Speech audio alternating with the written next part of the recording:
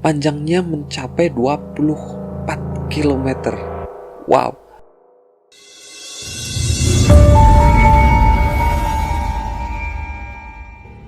Balik lagi di Nan Ferry Irawan, masih bareng aku Ferry.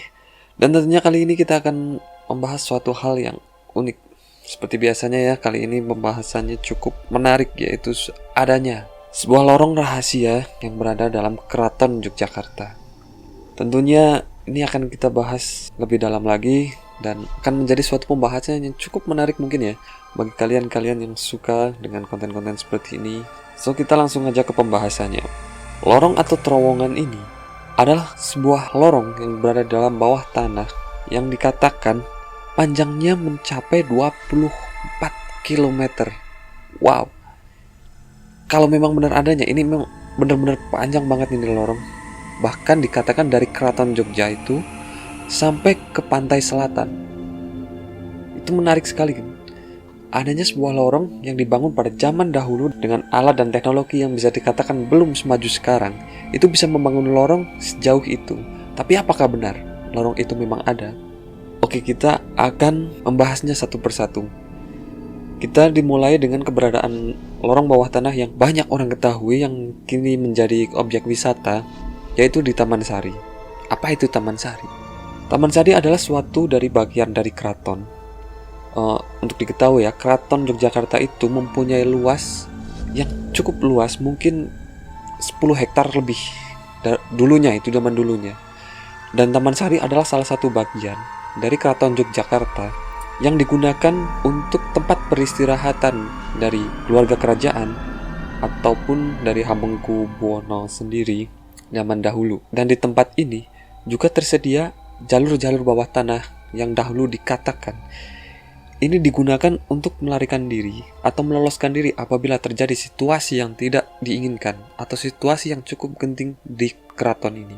Taman Sari sendiri sekarang juga dikenal dengan Taman Pemandian Putri yang beralamatkan di Jalan Taman, Patehan Keraton, Kota Yogyakarta. Taman Sari dulu dibangun di atas puing-puing keraton lama atau biasa disebut Pasanggerahan Garjitawati yang dibangun pada tahun 1758 sampai 1765 oleh Hamengkubuwono I. Memiliki luas 10 hektar lebih dengan 57 bangunan di atasnya, meliputi kolam pemandian, danau buatan, pulau buatan, lorong bawah tanah yang akan kita bahas ini, kanal air, jembatan gantung, dan berbagai macam jenis bangunan lainnya. Taman Sari mempunyai keunikan. Ini dulunya sebuah danau atau danau buatan yang mempunyai pulau-pulau buatan, sehingga ini menyusahkan musuh-musuh apabila mau menyerang ke daerah ini.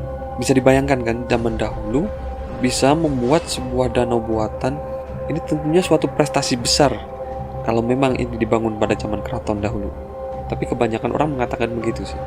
Dalam komplek Taman Sari sendiri itu terdapat sebuah kolam sari, gapura panggung, gapura agung, sumur gumilang, sumur gamuling maksud aku, gedung kenongo, dan lorong yang tembus yang dikatakan sampai laut selatan. Teori keberadaan lorong rahasia Kota Yogyakarta ini sangat terkait dengan adanya beberapa bangunan penting yang ada waktu itu dan sekarang bangunan itu pun masih digunakan seperti menjadi sekolah, menjadi rumah sakit, bahkan kodim atau basis militer daerahnya. Tapi apakah benar lorong ini bisa tembus sampai ke laut selatan yang apabila kita menarik dari lurus dari Keraton Yogyakarta menuju pantai selatan itu kurang lebih sejauh 24 km. Apabila ditempuh jalan kaki mungkin hampir 10 jam kali ya, non-stop ini nggak ada istirahatnya. 10 jam kita jalan kaki untuk menembus lorong ini. Agak kurang make sense ya, kurang masuk akal. Cuma keberadaan lorong ini terekspos atau menjadi pembahasan publik ketika terjadi suatu peristiwa yang namanya Geger Spehi, ketika waktu itu ada tentara gabungan Inggris yang menyerang Keraton Yogyakarta. Tentara ini menyerang dari segala arah, timur, selatan, barat, dan utara. Semuanya dikepung oleh tentara dari gabungan tentara Inggris ini, sehingga menyudutkan para penghuni keraton. Hampir tidak ada celah untuk keluar. Tentara Inggris benar-benar mengepung dan seluruh akses untuk ke keraton itu ditutup total. Ya, Keraton Jogja memang dikelilingi dengan benteng yang mengelilingi keraton ini hanya beberapa pintu masuk dan seluruhnya di sel, tidak ada akses untuk masuk ataupun keluar. Tapi yang jadi pertanyaan adalah, pada peristiwa itu para pangeran itu berhasil meloloskan diri ke daerah Imogiri, masuknya ke daerah Bantul Imogiri. Ini diceritakan atau ditulis oleh salah satu pangeran yang mengalami peristiwa ini, yang dikatakan kalau aku tidak salah itu namanya Pangeran Panular, yang turut bertempur pada tahun 1812 ketika terjadi peristiwa Gegerspehi. Bahkan tentara Inggris harus meruntuhkan atau membobol benteng supaya para tentara ini bisa mempunyai akses masuk ke dalam. Tapi ketika masuk ke dalam, para pangerannya sudah tidak ada dan mereka berhasil melarikan diri. Tentunya ini menjadi pembahasan seru. Kenapa para keraton bisa meloloskan diri? Itu sering dikaitkan dengan adanya sebuah lorong rahasia ini yang dikatakan mampu menembus sampai ke pantai selatan. Tapi apakah benar sampai juga ke pantai selatan? Akan kita bahas satu persatu. Pertama, di sisi utara ada Kodim 0734 dan juga beberapa bangunan-bangunan penting seperti sekolah dan rumah sakit yang apabila ditarik garis lurus menuju Taman Sari itu memang benar-benar lurus dan selaras, sejalur. Jadi ada kemungkinan kalau membentuk suatu terowongan lurus itu bakal sampai ke bangunan yang sekarang digunakan untuk basis militer Kodim. Terowongan ini juga dipercaya bersambung dengan parit-parit yang ada di Jogja, yang sekarang berubah menjadi selokan ya. Salah satunya adalah selokan Mataram yang banyak orang tahu. Itu dibangun sejak zaman Jepang, sedangkan sebelumnya selokan ini masih berbentuk parit untuk keperluan pengairan dan juga militer. Menurut teorinya begitu. Itu sih masih sekedar teori ya, belum ada pembuktian pasti. Di salah satu SMK di Jogja itu ada sebuah ruang rahasia bawah tanah yang sampai saat ini kalau aku nggak salah itu masih ditutup dan belum banyak orang yang tahu, hanya penduduk sekitar dan beberapa orang yang mengetahuinya. Itu juga kalau ditarik lurus itu di antara Kodim 0734 dan Taman Sari banyak sekali ditemukan ruangan-ruangan bawah tanah yang mungkin bersambung melalui lorong ini. Sedangkan kalau kita menuju selatan yang dikatakan bisa tembus ke pantai selatan, tapi apakah benar ini memang benar-benar bisa tembus sampai ke pantai selatan? Menurut cerita dari peristiwa Gegerspehi, di mana terjadi peperangan di keraton yang pasukan Inggris mengepung seluruh bagian keraton ini dari utara, timur, barat, selatan, hampir nggak ada akses untuk penghuni keraton melarikan diri atau menyelamatkan diri. Tetapi para pangerannya berhasil keluar menuju kota gede sebelah utara Imogiri yang jaraknya kira-kira 3-4 km. Kemungkinan besar tentunya para pangeran ini menggunakan jalur bawah tanah atau terowongan bawah tanah ini untuk melarikan diri ke daerah Imogiri ini. Ada beberapa hal yang memperkuat teori ini memang benar-benar ada. Seperti salah satunya adalah di kota gede terdapat beberapa parit atau banyak sekali parit yang biasa digunakan untuk pangeran sawah, dan ini juga bisa digunakan untuk melarikan diri yang kemungkinan besar bersambung dengan terowongan-terowongan ini. Terowongan dari daerah keraton. Di daerah Pejimatan, Girirejo, masih di Imogiri, terdapat sebuah bukit yang bernama Bukit Merak. Bukit Merak ini terdapat komplek pemakaman para raja Kesultanan Mataram.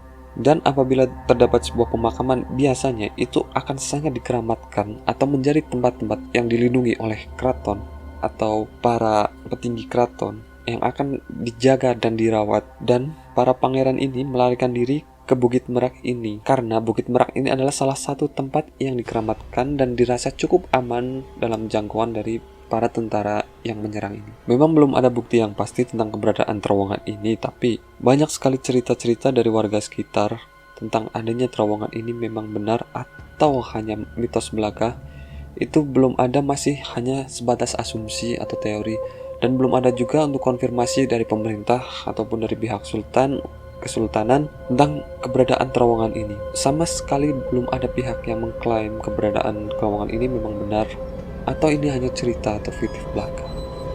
Sampai saat ini keberadaan terowongan ini yang dikatakan 24 km kurang lebih sampai ke pantai selatan masih menjadi misteri dan juga menjadi kearifan lokal sampai saat ini. Tentunya ini juga bisa menarik para pengunjung atau wisatawan untuk datang ke Taman Sari. Dalam taman sendiri banyak sekali bangunan-bangunan unik di sana. Ini kita akan membahas untuk Taman Sarinya ya. Taman Sari itu dibangun, konon didirikan di atas keraton lama ya. Keraton lama yaitu salah satu pesanggerahan Garjitawati yang didirikan oleh Susuhunan Pakubuwono II sebagai tempat istirahat. Taman Sari dibangun pada zaman Sultan Hamengkubuwono I pada tahun 1758 sampai 1765. Awalnya, taman yang mendapat sebutan The Frogman Garden ini memiliki luas lebih dari 10 hektar dengan 57 bangunan di atasnya, meliputi danau, jembatan, kolam pemandian, kanal air, dan berbagai macam bangunan yang lain. Pada saat pembangunan, pemimpin proyek pembangunan Taman Sari ditunjuklah Tumenggung Manggundipuro. Seluruh biaya pembangunan itu ditanggung oleh Bupati Madiun, yaitu Tumenggung Prawiro Sentiko, beserta seluruh rakyatnya. Oleh karena itu, Madiun dibebaskan pajak atau bebaskan dari pungutan pajak atas jasanya untuk membangun proyek Taman Sari ini. Di tengah pembangunan, pimpinan proyek diambil alih oleh Pangeran Notokusumo setelah Manggundipuro ini mengundurkan diri. Walaupun secara resmi sebagai kebun kerajaan, namun beberapa bangunan yang ada mengindikasikan Taman Sari juga berfungsi sebagai benteng pertahanan terakhir apabila terjadi serangan oleh musuh ataupun pihak-pihak yang ingin menjatuhkan keraton. Konon, salah satu arsitek kebun kerajaan ini adalah seseorang Portugis yang lebih dikenal dengan Demang Tegis. Itu ikut andil dalam pembangunan ini, konon ceritanya begitu, untuk memperkuat atau menjadikan tempat ini bisa sebagai tempat untuk bertahan dari berbagai macam serangan. Komplek Taman Sari dibagi atas 4 bagian. Bagian pertama yaitu Danau Buatan yang letaknya di sebelah barat.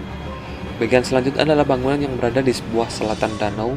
Danau Buatan ini antara lain adalah pemandian Umbul Binangun dan berbagai macam bangunan-bangunan yang lain. Bagian ketiga adalah Pasarian Ledok Sari dan Kolam Garjitawati yang letaknya di selatan bangunan kedua. Dan bangunan yang keempat itu terletak di sebelah timur bagian pertama dan kedua, dan meluas juga ke arah timur sampai tenggara di kompleks Magangan. Beberapa hal yang menarik dari Taman Sari atau beberapa bagian Taman Sari yang banyak sekali dikunjung. Yang pertama adalah pada zaman dahulu ada sebuah danau atau lebih dikenal dengan Danau Segaran yang secara arti adalah laut buatan, mengindikasikan bahwa danau ini adalah danau buatan dan bukan danau alami, beserta taman-taman dan kebun-kebun yang indah menghiasi pinggiran-pinggiran danau ini. Dan dikatakan danau ini juga bisa disurutkan airnya, sehingga ini menjadi salah satu sistem pertahanan dari keraton untuk menjebak musuh masuk ke dalam area danau dan akan dibanjiri dengan air bah, sehingga bisa membuat musuh gentar untuk maju lagi. Tepat di tengah-tengah segaran atau danau buatan ini terdapat sebuah pulau atau Pulau Kenongo yang ditandai dengan adanya pohon kenanga zaman dahulu. Di atas pulau buatan tersebut didirikan sebuah gedung berlantai 2 yang disebut Gedung Kenongo. Di Pulau Kenongo dulunya ada sebuah kastil air atau water castle, mungkin cukup indah ya untuk zaman dahulunya. Namun sekarang bangunan ini hanya tinggal puing-puing dan hampir tidak terawat. Selanjutnya ada Sumur Gumuling. Itu berada di salah satu pulau di seberang pulau utama, yaitu Pulau Cemeti.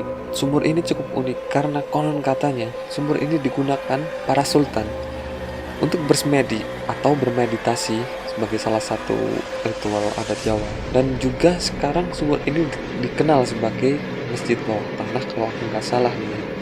Yang menjadi unik, sumur ini itu ada di atasnya ada 4 buah tangga yang menyatu ke atas. Bangunan ini tingginya 2 lantai disatukan dengan tangga-tangga ini, sehingga menjadikan tempat ini eksotis dan juga cukup unik sih. Banyak sekali wisatawan yang berkunjung di Sumur Gumuling ini untuk menyaksikan atau sekedar berfoto ria, mengagumi arsitektur yang ada. Ini dibangun pada zaman kerajaan dan cukup unik dan sangat menarik. Taman Sari memang mempunyai berbagai tempat yang cukup menarik untuk kita kunjungi. Bagi kalian yang belum pernah berkunjung ke Taman Sari, boleh dicoba. Untuk tiketnya murah, tergolong murah ya untuk tiketnya, karena kita akan mendapatkan berbagai macam pengalaman sejarah di situ, dan kita juga bisa mendapatkan berbagai macam foto yang menarik di situ apabila yang suka berfoto ria, atau kita hanya menikmati pemandangan yang ada. Itu menurut aku worth it sih untuk berkunjung ke tempat ini. Banyak sekali sih tempat-tempat di daerah Taman Sari ini yang wajib kita kunjungi. Oh ya, ada satu lagi namanya Umbul Pasiraman. Ini yang sering sekali digunakan untuk pre-wed, untuk foto-foto, dan berbagai macam aktivitas lain. Untuk wisatawan juga banyak sekali yang berkunjung sini. Ini adalah Umbul Pasiraman atau dikenal juga dengan Umbul Binangun. Pengucapan bahasa Jawa namanya Umbul Winangun kalau aku nggak salah. Ini adalah kolam pemandian para sultan dan juga permaisuri dan para garwo atau istrinya serta para putri-putri kerajaan. Ini berbentuk seperti kolam dengan beberapa air mancur dan juga hiasan dari patung-patung. Menarik sih untuk tempat ini. Tempatnya itu luas, kita bisa berkeliling, ada tempat berteduh juga. Pada zaman dahulu udah dibangun tempat sekeren ini. Wow, ini sih bangunan yang oke ya kalau benar-benar dibangun pada zaman kerajaan, soalnya tentunya enak banget nih jadi raja zaman dulu dapat fasilitas keren ini. Wih, keren, Jogja emang keren. Tentunya masih banyak lagi bagian-bagian dari Taman Sari ini yang apabila kita mengeksplornya, menjelajahinya, cukup banyak sekali bagian yang menarik untuk dijelajahi. Tapi kali ini kita cukupkan dulu untuk pembahasan dari Taman Sari ini. Semoga ini bermanfaat. Dan apabila kalian punya referensi untuk pembahasan-pembahasan lain, bisa kalian tulis saja di komen bawah. So, dari aku cukup sekian dan terima kasih.